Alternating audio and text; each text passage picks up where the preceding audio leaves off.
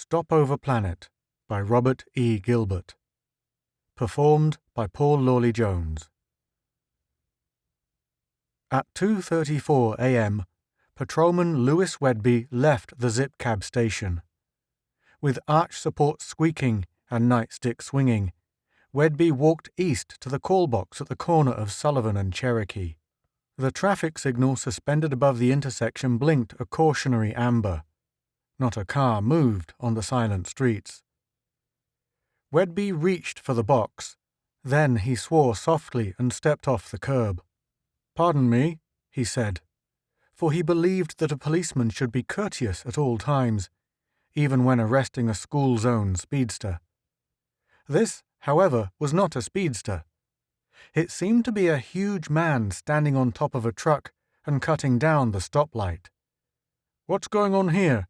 Wedby asked. Honeychild Bakery was advertised on the side of the truck. Instinctively, Wedby jammed his whistle in his mouth when he realized that the man on the truck wore something like a suit of long underwear, made of improbable black fur sprinkled with tiny red spots. "What are you doing to the stoplight?" Wedby demanded. The amber light quit blinking without the expected electrical display.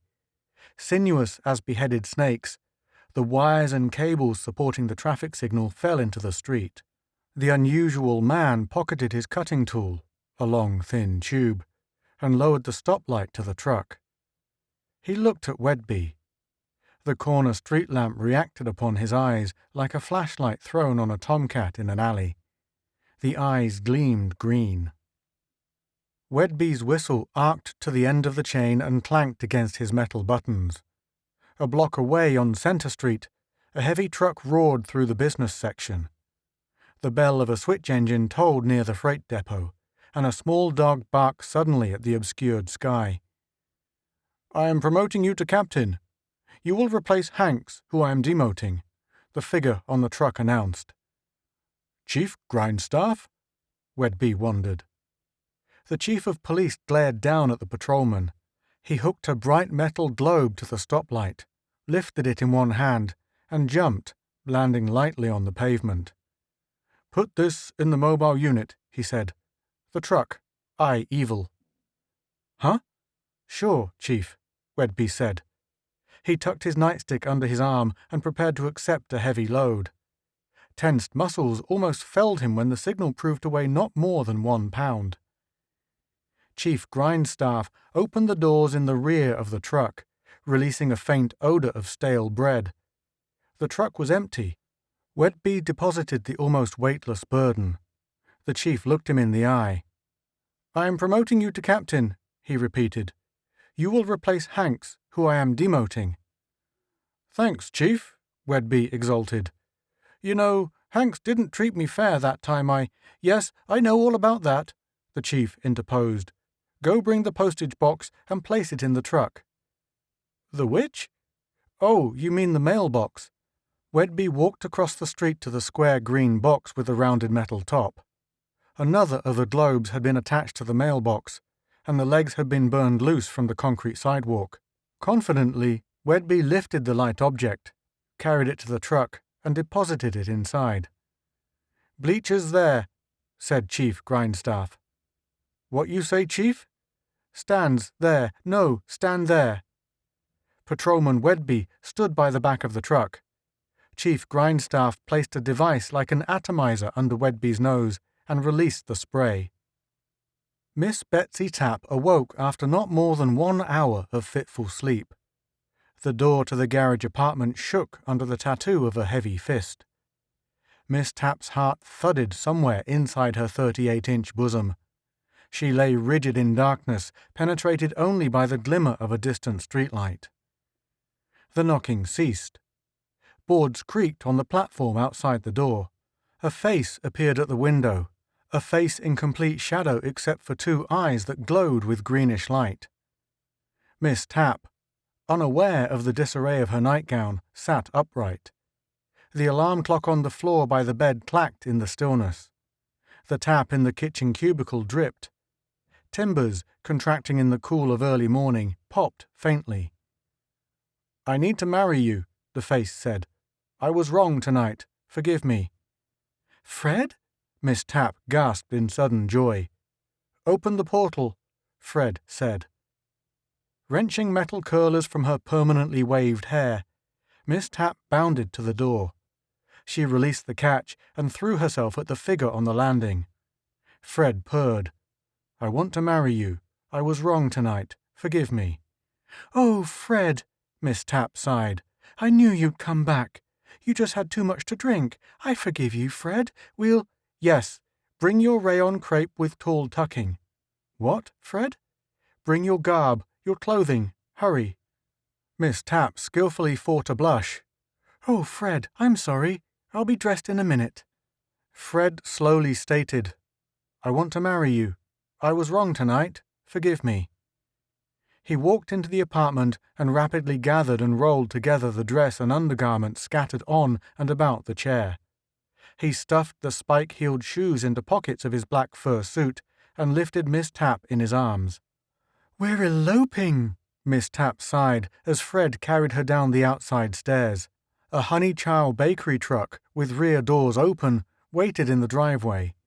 Fred tossed the roll of clothing and the slippers into the truck and swiftly sprayed Miss Tapp. An unearthly glow permeated the bedroom and cast the black shadows of heavy furniture against the faded papered walls. Within the glow, 2 dots of green flickered. The Reverend Enos Shackelford dropped on creaking knees and bowed his grizzled head. A voice said, "Well done, good and faithful servant. Arise and follow me." "Lord," said Reverend Shackelford, "I have served thee faithfully all the days of my life. Remember me when thou comest into thy kingdom. Remember also, yes, well done, good and faithful servant. Arise and follow me." Shackelford stood on tottering old legs. His nightshirt hung below his knees. Horrified shock blanched his lined face. "Blasphemer!" he cried. "False prophet! Get thee behind me, Satan!" The glow danced and faded. A towering black shape pointed a bent rod. The rod hissed. The Reverend Shackelford staggered against a small table, dragging it with him to the floor. He lay still with one gnarled old hand on a large golden-edged book that had fallen from the table. "You're fired," the man in the dream said over and over. Calvin C. Keir rolled off the half-bed, struck the floor and awoke. "First time I've fallen out of bed in years," he groaned. His shaking hand fumbled with the switch and succeeded in turning on the lamp. Mrs. Calvin C. Keir sprawled on her back in the other bed and snored. "You and your $15,000 house," Keir muttered. He combed his thinning hair with his fingers. "You and your sterling silver. You and your chosen pattern. Your service for 8. How far do you think $54 a week will go with 12-gauge shells 3 1/4 a box?" Green eyes glittered beside the frilly dressing table. The man standing there said, "I'm not igniting you. I'm giving you a bonus for your fine work. Enough currency to pay the loan on this house. You'll be making $200 per week. This fall, I'll take you hunting at my place in the country." "Boss?" Keir mumbled. "I mean, Mr. Darmond?" "Put on your clothing," the boss said. "I'll show you your new office. You may have a secretary also. I'm not firing you. I'm giving you a bonus." Keir sat gasping on the floor. "That's great, boss," he exclaimed. "I thought I did an extra special job on the plastics mill design. It'll mean a lot to the company. Yes, dress quickly." Keir threw off his pajamas and started stuffing arms and legs into his clothes. Mrs. Keir opened her eyes and squeaked like a dying rabbit. The bent rod in the boss's hand hissed, and Mrs. Keir stopped squeaking. With tie flapping, shirt unbuttoned, shoes unlaced, Keir followed the boss through the living room and down the flagstone walk to the street. The boss opened the doors of the Honey Chow bakery truck and said, "In here." Mrs. Jane Hooprich dropped her mop. Her varicose legs trotted across the wet lobby of the Jordan building, and her flabby fat arms reached for the tall man with bright eyes who stood near the elevators. "It's me, Mum," the man cried. "Matt!" Mrs. Hooprich cried. "Matt, baby!" "I got a full pardon, Mum," Matt said, stroking her tangled white hair. "Right from the ruling state official. You won't have to scrub floors anymore. I'm going straight, Mum. I'm a good mechanic now. They learned me a lot in the enclosure. Come on, I got a used truck outside I bought cheap." Mrs. Hooprich and son walked through the oddly twisted doors of the Jordan building and into the grey twilight that awaited dawn. The Honey Chow bakery truck waited too. Gary Abston pedaled his bicycle against the flow of cars carrying day-shift workers through the half-light. He whirled into Walnut Street, twisted a fresh copy of the Morning Herald into a fiendishly clever knot, and hurled it in the general direction of a front porch that flashed past on his right. Never slowing, Gary threw the next paper entirely across the street. He chuckled as it cleared a picket fence. "Bang, bang," he blurted. His red shirt with a picture of a mounted cowboy on the back ballooned in the early morning breeze. "Whoa!" Gary roared. He stopped, held the bicycle upright with one foot on the pavement. A tall, lanky, slightly bow-legged man with squinting luminous eyes stood on the sidewalk. Gary looked at the man. The newspapers fluttered to the parkway. The bicycle clattered in the street. "Howdy, partner," the tall man said. "The rustlers are heading for the plateau. We'll take the short gash and head 'em off at the canyon." "Ramrod Jones?" Gary chirped. "Here's the truck I haul, Quiz Kid. The IQ. Horse, in. Let's get after the rustlers," Jones said. "Gee, I've seen all your pictures, Ramrod," Gary said. "Silver City Raiders, Rustlers of Silver City Rustlers." The great cowboy lifted the newsboy into the Honey Chow truck. Pink and rose clouds drifted through a brightening sky as the Honey Chow bakery truck careened along a narrow road badly in need of rock and grading. From the road, the truck rattled into a rutted track through dewy woods and skidded swaying to a stop at the side of a long, low, grassy hill. The tall creature dressed in black, red-spotted fur stepped from the cab. An opening appeared in the hillside. 4 machines, dull metal eggs balancing on singular tractor treads, rolled silently through the opening. Jointed steel arms darted from recesses in the eggs. One machine opened the truck doors.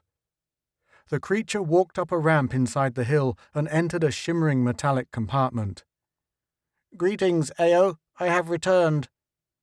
Ao, who wore a suit of white fur, hummed, "None too soon, Zar. We miscalculated dawn. What success?" "An excellent group," Zar said. He stretched and reclined on a transparent slab. "The servants are unloading the vehicle. I captured a young male, a mature male, an aged male, some sort of official or guardian male, a mature female, and an aged female." "Let's view them," Ao said. "You can rest after we're away." The tall creatures entered a second compartment furnished with a large table upon which the silent machines deposited inanimate bodies. "Extraordinary," said Ao, staring at Miss Betsy Tapp. "These things have reached a peak of mammalian development." "Her correct garments are in this bundle," Zar explained. "The servants are bringing the properties now. I secured a signaling device and a box used in an extremely primitive system of communication. Also, I brought the quaint, muscle-powered vehicle ridden by the young male. The photographs should be sufficient for other details." "Any difficulty?" Ao asked as the machines dumped Patrolman Wedby on the table. "The language was the greatest obstacle," Zar said. "The same word has many different meanings, or many different words have the same meaning. Rather crude." "Did you use bait or force?" "Bait," Zar said. "It's much simpler. This is a completely selfish, egocentric breed. Most of them have one thing in mind which they want solely for themselves. Their sending power is weak, but that one selfish desire is powerful enough to be received. I merely dangled it before their minds, and they were hooked." He tapped the foot of Calvin C. Keir. "I killed this one's female companion. She awoke and screamed. The males and females pair off and live together for years. Strange custom. Breeding seems to be only one reason for the mutual bondage." Zar pointed to Mrs. Jane Hooprich.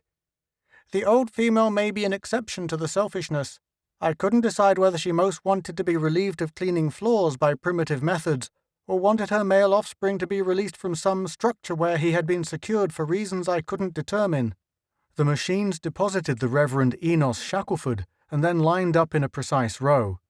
"This thing is dead," Ao buzzed. Zar shook his head. "That was the only genuine exception. He confused me till I forgot his proper clothing, but some can be devised from the other samples. He seems to have been a witch doctor. His mind was cluttered with myths and superstitions from an ancient text. I don't understand him, Ao, and I wish I had time to study the phenomena. He was different from the others. He believed in something and considered himself lowly and humble. The minds of the others were in constant confusion. They believed, actually, in nothing. Somehow he saw me, Ao. I was forced to kill him." No harm done, Ao decided. He faced the machines and said, "Destroy the vehicle. Draw in the camouflage net. Prepare for takeoff." The machines rolled from the compartment, and the two creatures followed.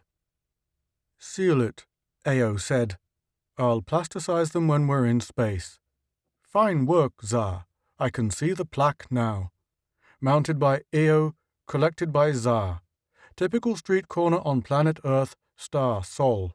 The directors will surely give the group a prominent place in the Galactic Museum of Natural History." "Yes," Zar agreed, glancing back at the Reverend Enos Shackelford. "This planet was a fortunate stopover." You have been listening to Stopover Planet by Robert E. Gilbert. Performed by Paul Lawley Jones.